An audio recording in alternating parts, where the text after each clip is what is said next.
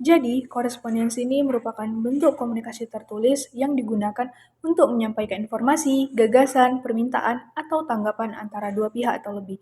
Yang dimana kata korespondensi ini berasal dari bahasa Latin yang berbunyi corresponder, yang berarti saling menjawab atau berbalasan.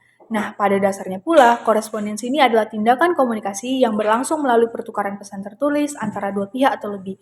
Yang dimana korespondensi ini tidak hanya mencakup surat menyurat, tetapi berbagai bentuk jenis komunikasi tertulis, contohnya seperti surat dinas, memo, laporan, email, hingga pesan singkat dalam konteks formal. Berikut adalah jenis-jenis korespondensi. Yang pertama itu ada korespondensi pribadi. Nah, korespondensi pribadi ini pula merupakan bentuk komunikasi tertulis yang dilakukan oleh individu kepada individu lainnya secara non-formal. Contohnya itu adalah surat untuk sahabat pena. Yang kedua itu ada korespondensi dinas. Nah, korespondensi dinas ini pula merupakan bentuk komunikasi tertulis yang dilakukan untuk melaksanakan tugas kedinasan ataupun lembaga pemerintahan. Salah satunya itu seperti surat edaran dan sebagainya.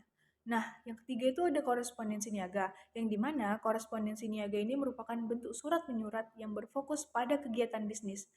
Salah satu contohnya itu seperti surat penawaran, surat kerjasama, dan sebagainya.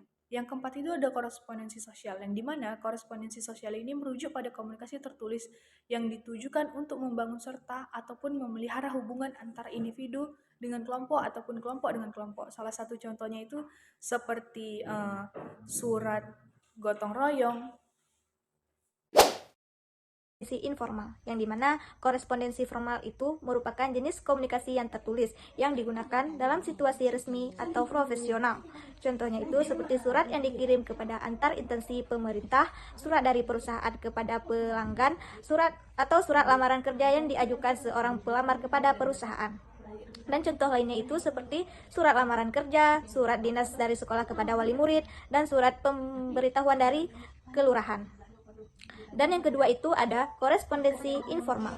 Korespondensi informal itu merupakan komunikasi tertulis yang dilakukan dalam konteks pribadi atau tidak resmi. Jenis surat ini umumnya diajukan kepada teman, keluarga, atau orang-orang yang sudah dikenal dekat. Contohnya itu seperti surat kepada sahabat lama, surat ucapan selamat ulang tahun kepada sepupu, dan surat pribadi dalam bentuk surat untuk. Baik, selanjutnya di sini ada unsur-unsur dan struktur korespondensi formal. Yang pertama, di sini ada kepala surat atau kub surat. Yang kedua ada tangga surat. Yang ketiga ada nomor surat. Yang keempat ada lampiran. Yang kelima ada hal atau perihal. Terus yang keenam ada alamat tujuan. Yang ketujuh ada salam pembuka. Yang kedelapan ada isi surat. Terus yang ke-9 ada salam penutup, yang ke-10 ada tanda tangan atau beserta nama pengirim. Terus yang terakhir ada tembusan. Kalau di bagian struktur itu yang pertama ada kepala surat atau kop surat, terus yang kedua ada nomor, lampiran atau hal, terus yang ketiga ada tanggal surat, yang kelima ada yang keempat ada alamat tujuan, terus yang kelima ada salam pembuka, yang keenam ada isi surat, yang ketujuh ada salam penutup. Terus yang ke-8 ada tanda tangan dan beserta nama pengirim. Terus yang ke-9 ada tembusan atau jika ada. Unsur dan struktur korespondensi informal. Unsur korespondensi informal. Yang pertama pengirim dan penerima. Yang kedua isi pesan. Yang ketiga bahasa yang digunakan. Yang keempat nada dan suasana. Struktur korespondensi informal. Yang pertama tempat dan tanggal penulisan. Yang kedua salam pembuka. Yang ketiga kalimat pembuka. Yang keempat isi pokok surat. Yang kelima kalimat penutup. Yang keenam salam penutup dan tanda tangan. Selanjutnya etika dalam melakukan korespondensi. Etika dalam korespondensi merujuk pada norma dan sopan santun yang harus diikuti dalam komunikasi tertulis.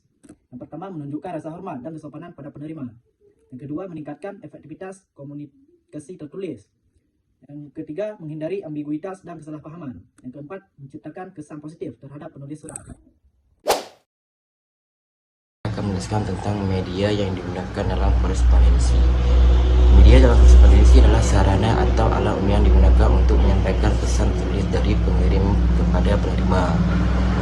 Yang pertama ada media cetak tradisional, yang kedua ada media elektronik modern. Selanjutnya ada kelebihan dan kekurangan setiap media. Setiap jenis media korespondensi memiliki kelebihan dan kekurangan yang unik.